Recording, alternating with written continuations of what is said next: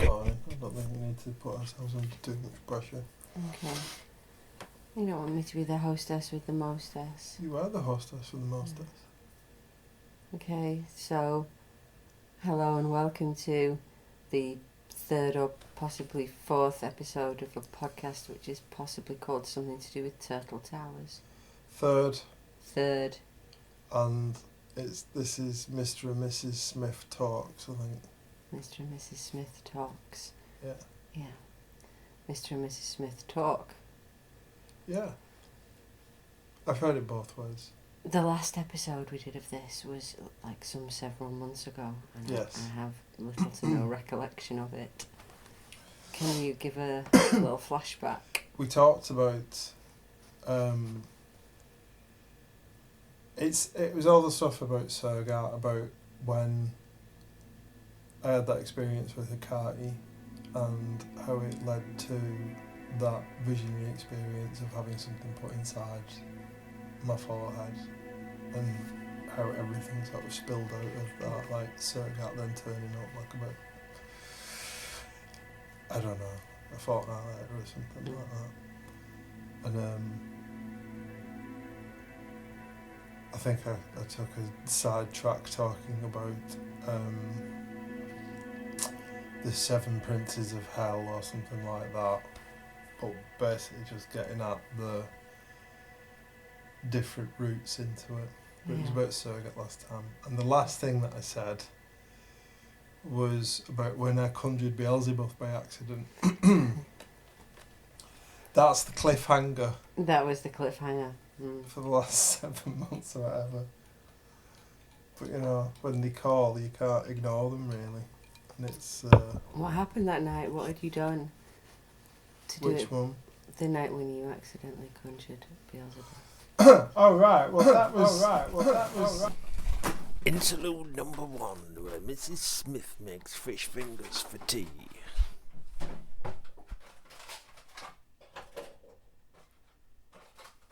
How many fish fingers do you want? I'll have 4 fish fingers. 4 fish fingers? Are you sure? Yes. Okay.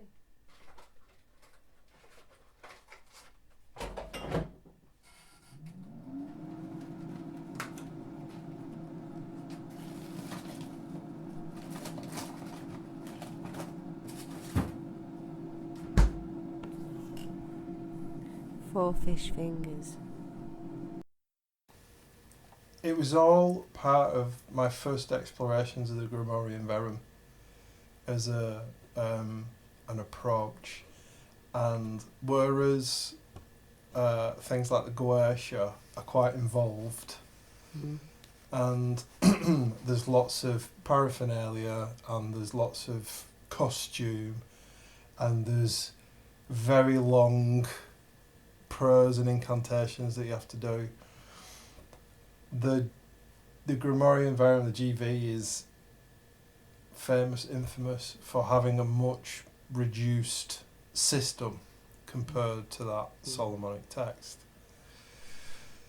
So when it comes to the things that you have to make to do the first ritual, that's actually the only ritual really that's spelled out in the actual text other than the secrets, the spells that are in it, you start off making what's called the sacrificial knife, and that is although I guess you make the aspergillum first, but the actual first tool proper, as I would that you're going to constantly be using for doing different things, is the sacrificial knife, and that's what you use for cutting the wands.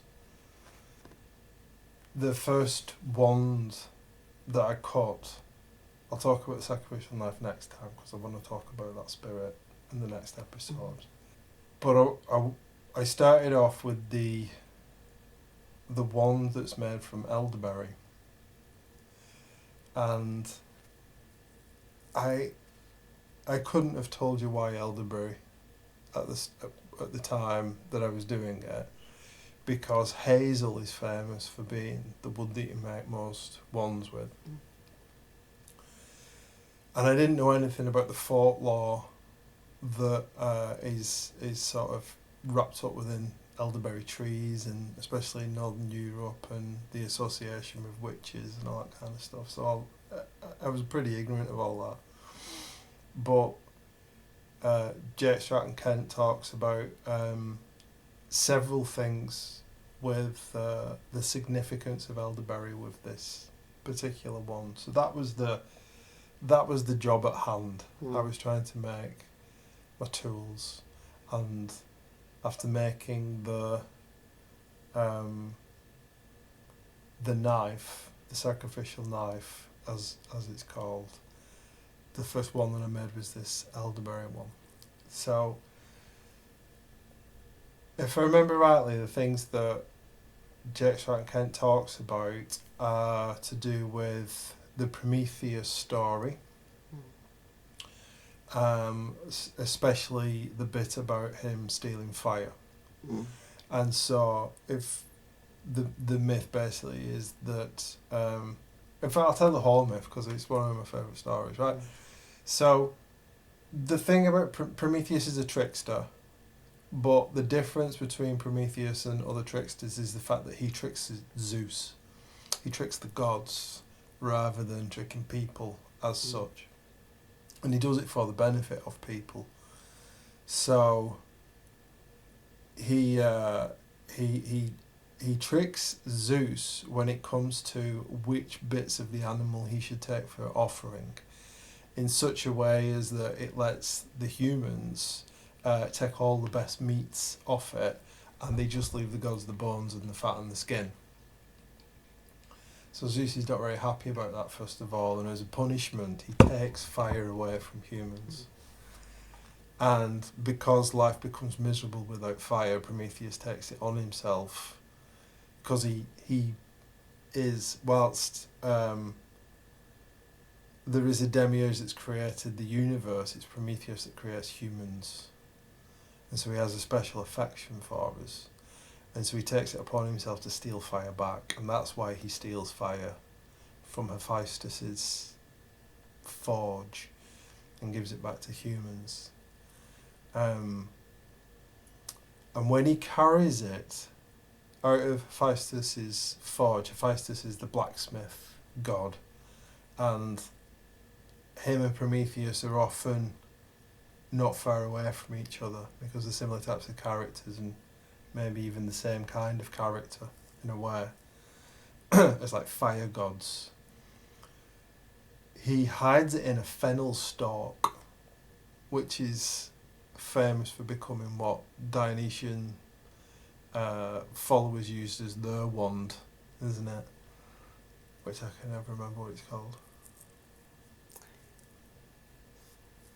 The Dionysian wand with the pine cone on top of it. Is it Thyrsus? Something like that. And he talks about that, and if you think about in English folklore, elderberries are called English grapes. It's what we make wine from. That was when I first. That's how I knew about elderberry bushes. My granddad used to make wine from the berries that grow on them, which are quite bitter, aren't they? They're not really grapes, but you can make a really nice wine out of it. And so again, it's got that Dionysian link in folklore.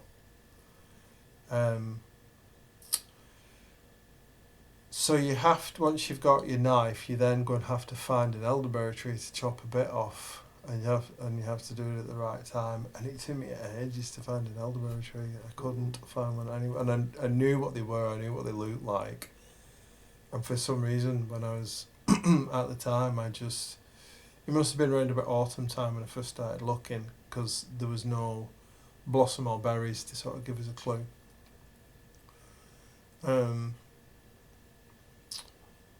And then finally, the day before, because I needed to cut it on a Wednesday, and I needed to cut it on the first hour, sort of from sunrise, the first hour of the day, the planetary day. And I found one round the corner from, there's a, you'll know that if you go down our road and then turn right, there's a little bridge.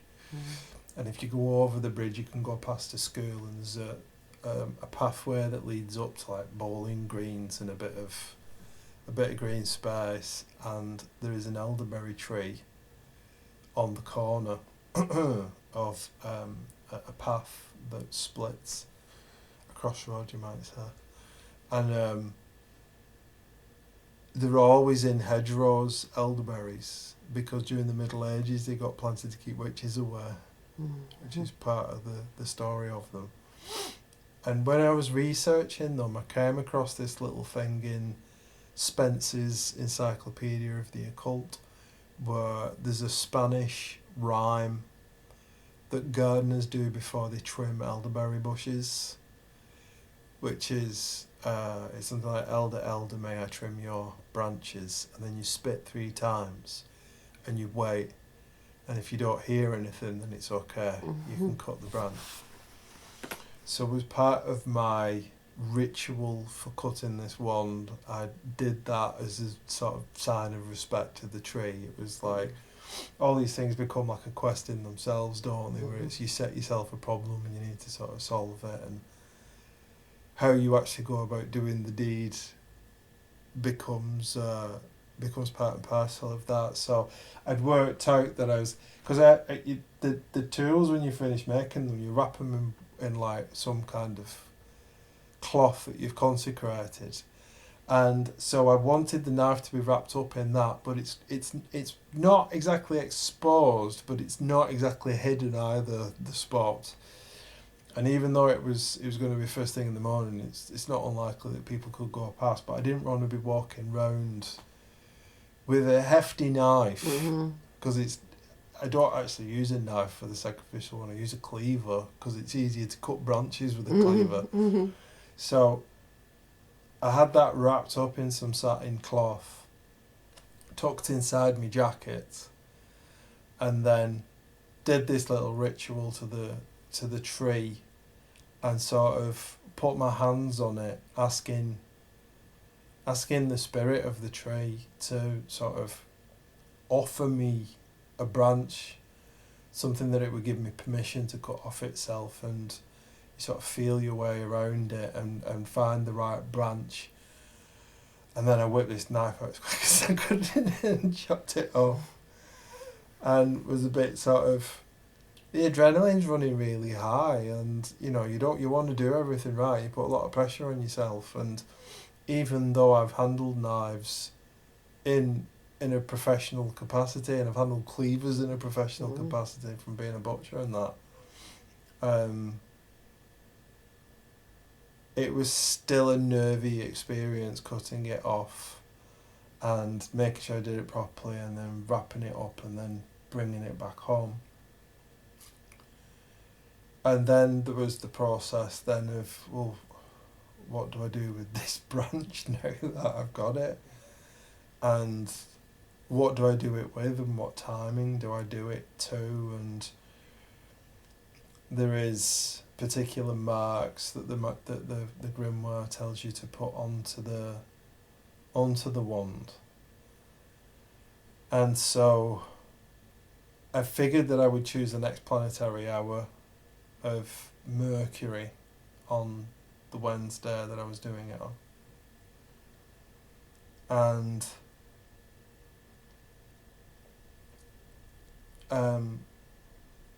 before I did anything with the wand, I had a shower and put clean clothes on, and did the purification, the little prayer within the grimoire about to make the water holy, and then to make sure that I clean my head, my hands and my feet with it. And then there's a whole consecration rite for doing the wand. And there's some prayers to do, and the majority of it really is reading what's called the penitential psalms. And I'd never heard of that, even though I'd had a lot of experience with the Bible and reading sort of sacred texts and stuff like that. I'd not heard this phrase before about the 7 penitential psalms. And it's 7 specific psalms in the Bible that you read as part of this washing process and purification, and it's really the confession bit. And I don't know if you remember or not, I used to get quite riled on like some of the magic forums when people sort of spit the dummy out about having to do any kind of confessions, or, you know, I think the idea has become so synonymous with some of the worst bits of like Christianity and that people just have a knee-jerk repulsion to the idea of having to confess anything that they've done. But what really sort of helped me to frame it in a better way was Stephen Skinner, Dr. Stephen Skinner of all people. I'm not a massive fan of, but he points out the fact that they did confession in Egypt. The Egyptian priests used to confess. In fact, there is quite a famous document called the 42 Confessions of Mayat, which was part of the sort of pharaonic rites and stuff that they would do as part of the like living resurrection rites.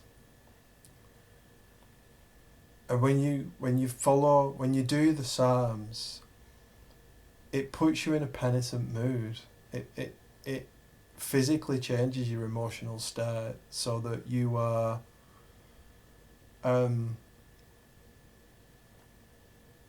so that you do regret things that you've done, so that you do feel bad about stuff that is decisions that you have made in your life. And it's in that process of identifying yourself with those things and getting it off your chest that you're then capable of communion with some of the most powerful spirits out there, which are generally those that have got offices with the dead, which is what you use elderberry for. Hazel ones are for wishes, whereas elderberry ones are for conjuring and invocation and working with the dead. So I did the bathing, and there is a brilliant YouTube recording of the guy from Glitchbottle reading the penitential psalms, which is very, very handy when you're in the bath so you don't get your Bible wet. And then I came out and I lit the incense, I did the prayers, and I read the 7 penitential psalms again, but out loud myself. And in the process of doing that, my body got really heavy, and I remember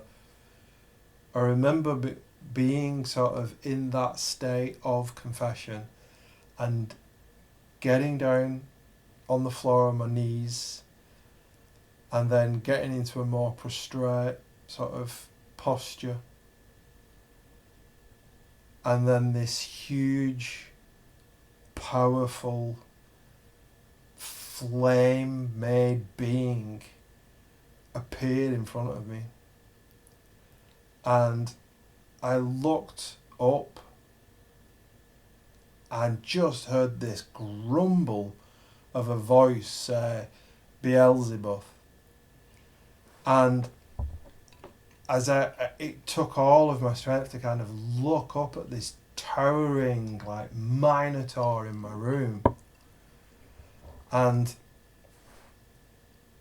I have always had an anarchic spirit about myself in a political sense, in as much as I refuse to kneel before anybody.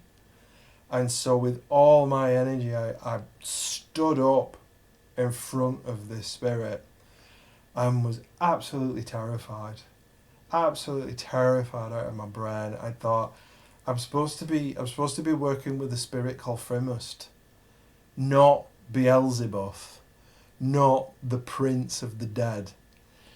And so in a panic, I started doing like the pentagram ritual, like the banishing ritual, the pentagram, to clear the room, and it all cleared. And then I had this huge realization that was the whole point of the ritual, that was Frimost. As I would hear his name going forward. And I remember bursting out laughing and saying out loud, I hope you found that funny, because it scared the shit out of me. And please come back.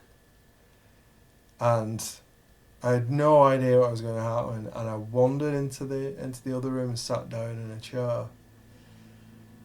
And then I could sense that the spirit had returned. It wasn't visual, it was just audible, but I could hear him. And he wasn't alone. He'd come back with somebody else. And the other spirit that he'd come back with is who we'll talk about next time.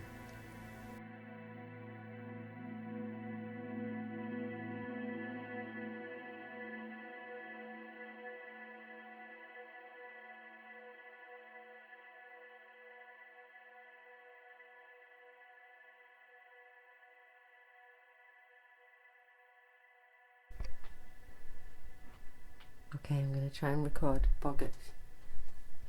Boggart? Boggart? Say it into the microphone. Boggart. Boggs. Boggs. He won't play.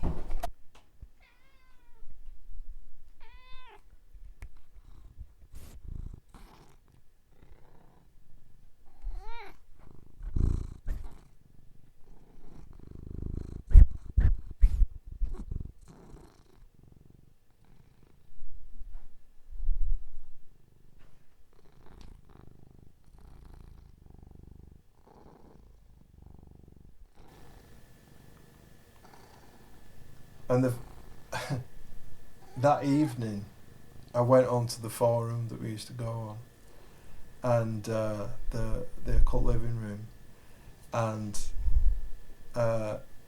OTD, who was my sort of mentor, I messaged him and I said, I think I've just conjured Frimost. And he messaged me back, so you consecrated the wand then. And it was like, yeah, he really knew his stuff, really knows his stuff. And I sort of just explained what I've just described now. And as part of that, the second part of the conversation, when he came back,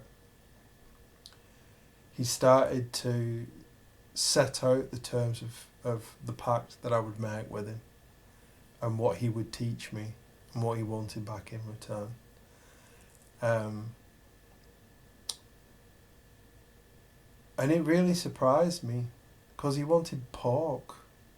I kept getting this really strong image of like steamed hams, like a cartoon steamed ham thing. And I couldn't quite understand it. I didn't understand why he wanted pork. Until you realise that it was actually quite common for the spirit that the god that the Israelites started to call Beelzebub, the Lord of the Flies, was the Baal of Ekron. And if you look in the archaeological record, it was the Philistines who worshipped this Baal of Ekron. And I can't remember where I read this now, but there were Greek travellers who used to refer to him as Haran, or Sharon, or however you pronounce the boatman of the underworld, Mm-hmm. and understanding him as having that role of bringing back and taking away the dead, as being in a necromantic office. I think I didn't quite understand that when I started the process.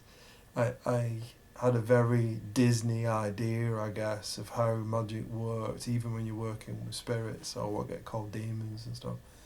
But the reality is that what we're really doing is working with ancestors, and that's probably something else that we're going to talk about as well. Mm-hmm. Should we leave it there? We should eat. Yeah.